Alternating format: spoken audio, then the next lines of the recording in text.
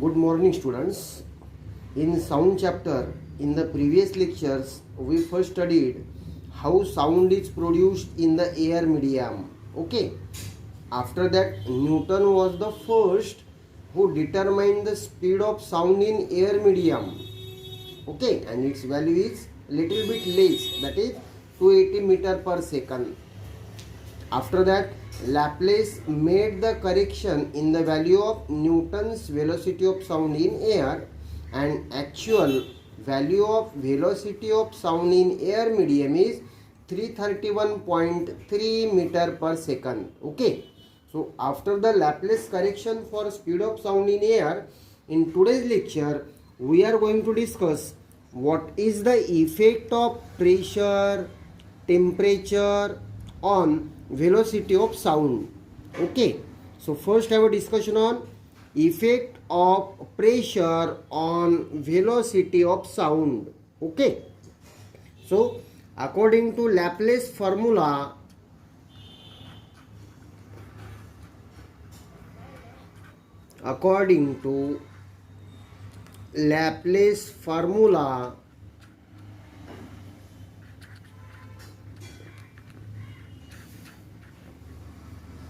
speed of sound in gas, speed of sound in gas is given as V equal to square root of gamma P upon rho. Okay, where gamma equal to, it is the ratio of Cp to Cv, that means gamma equal to Cp upon Cv. P means pressure of gas,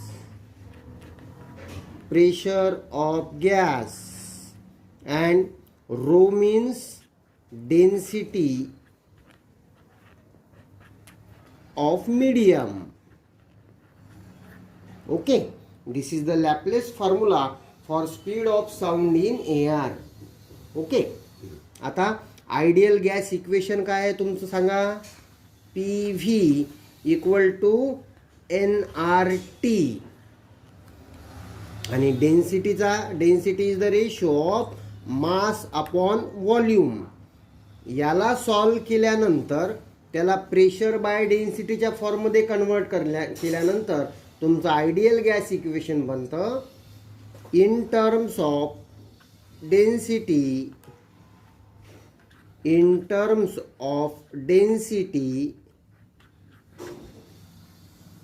the ideal gas equation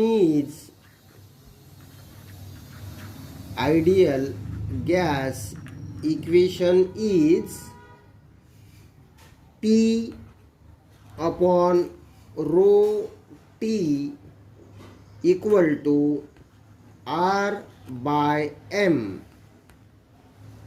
Okay, so where R is molar gas constant,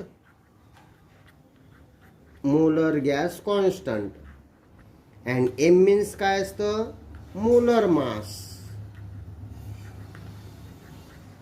या दोन्ही गोष्टी कशा आहेत, constant. म्हणजे काय लिहायचं तुम्ही, is equal to constant, म्हणजे जो रेशो आहे P upon rho T equal to R by M हा कसा आहे, कॉन्स्टंट आहे. Okay, so at constant temperature, at constant T तुमचं P बाय रो कसं बनतं, कॉन्स्टंट बनतं. Right, the ratio of pressure to density is constant.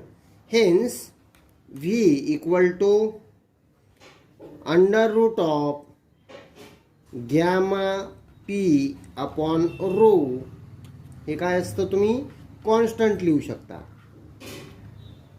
आता याच्यावरनं तुम्ही काय सांगणार सांगा, at constant temperature,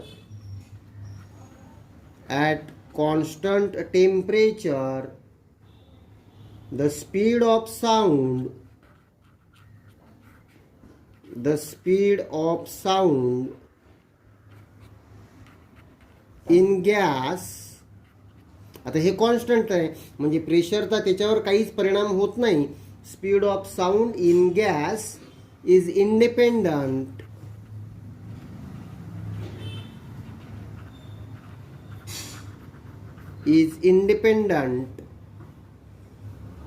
of the pressure of the gas,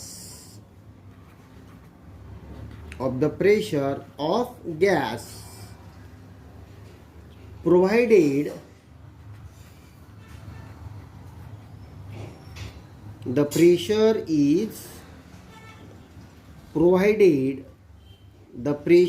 is atmospheric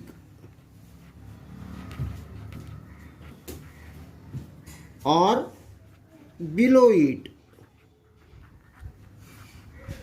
म्हणजे तुमचं मीडियम मधलं गॅसचं जे प्रेशर आहे exactly equal to atmospheric pressure किंवा त्याच्यापेक्षा जर कमी असेल तर त्याचा स्पीड ऑफ साऊंड इन गॅसवर काहीच परिणाम होत नाही.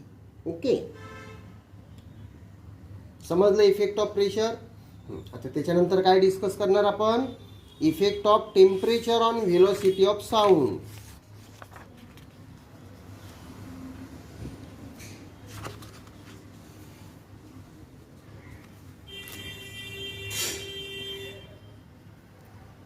So let's have a discussion on what is the effect of temperature on velocity of sound.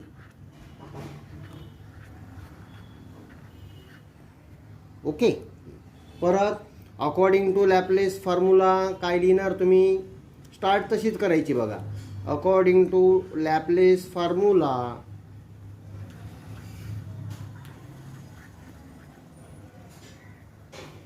V equal to under root of gamma P upon rho, जिथे V म्हणजे velocity of sound in gas, gamma is the ratio of CP to CV, P म्हणजे pressure of the gas and rho means density of gas. असं हे equation लिहिल्यानंतर परत ते लिहायचं. Okay, the ideal gas equation is,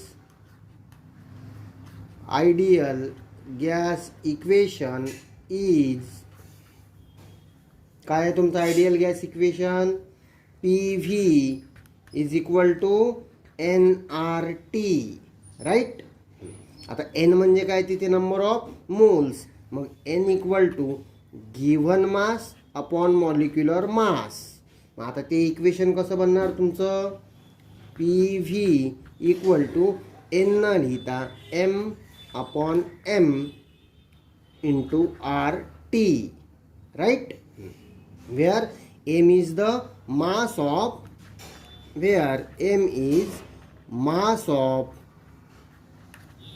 n moles of gas. जो small m आहे ते मास आहे कशाचं, n मोल्स ऑफ गॅस, आणि कॅपिटल M हे मोलर मास आहे. ओके, मग कॅपिटल M इक्वल टू काय असतं, M बाय N, एका मोलचं मास म्हणजे capital M, given mass divided by number of मोल्सला डिवाइड केल्यानंतर एका मोलचं मास तुम्हाला मिळतं. T काय आहे, T is absolute temperature. Okay, त्या इक्वेशन मधल्या सगळ्या टर्म्स एक्सप्लेन करायच्या. R आहे, R काय आहे तुमचा, मोलर गॅस कॉन्स्टंट. R काय आहे तुमचा, मोलर गॅस कॉन्स्टंट. ओके, आता त्या इक्वेशनला P बाय रोच्या फॉर्ममध्ये आपल्याला आणायचं आहे बघा, P अपॉन रो. ओके, आता रोनी काय दाखवली आपण, density. Density is the ratio of mass upon volume लिहिणार, where V is the volume of the gas. Therefore याच इक्वेशनवरनं कॅल्क्युलेशन करायचं कधी, मी डायरेक्ट लिहितोय. Therefore P upon rho equal to, तुम्ही काय लिहिणार, सॉल्व्ह करून टाकू आपण. P अपॉन रोच्या जागी M बाय V. आता हा V वर जाईल म्हणजे तुम्हाला काय मिळतं, PV upon M. Okay, equal to RT upon capital M. Ideal gas equation वापरलेलं आहे.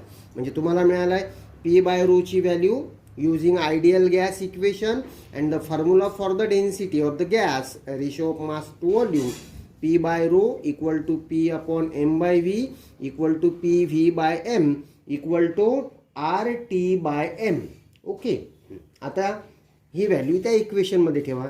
देअरफोर V इक्वल टू तुम्ही काय लिहिणार, आधी लॅपलेस फॉर्म्युला लिहून टाका, gamma P upon row.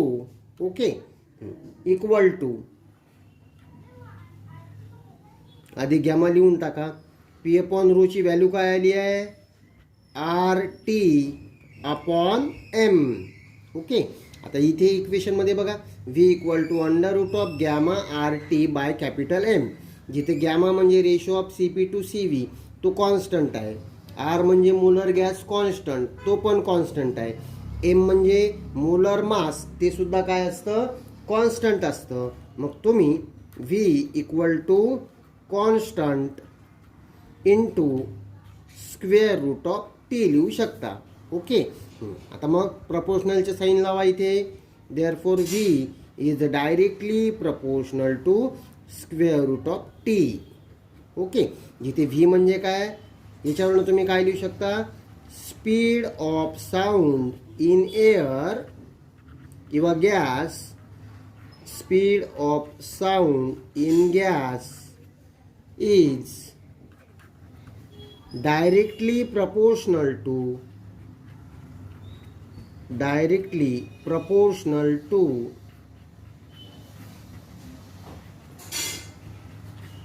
square root of temperature.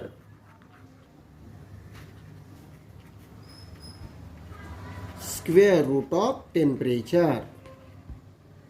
Okay, in this way, in today's lecture, we discussed the effect of pressure and temperature on speed of sound. Okay.